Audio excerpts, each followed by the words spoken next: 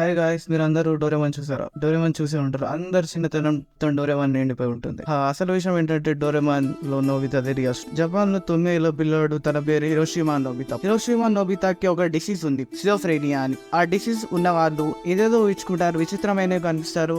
వాళ్ళు సెపరేట్ ప్రపంచంలోనే ఉంటారు, ఇమాజినేషన్ లోనే ఉండిపోతారు. దానివల్ల తన ఫ్రెండ్స్ నోబితాని ఎక్కిరిచ్చేవాళ్ళు, పిచ్చోడు అనేవాళ్ళు, ఏడిపించేవారు. అదే ఇమాజినేషన్ లో నోబితా డోరేమాన్ ఊహించుకున్నాడు. డోరేమాన్ తో మాట్లాడడం, డోరేమాన్ నుంచి గ్యాడ్జెట్ తీసుకోవడం, డోరేమాన్ అన్ని షేర్ చేసుకోవడం.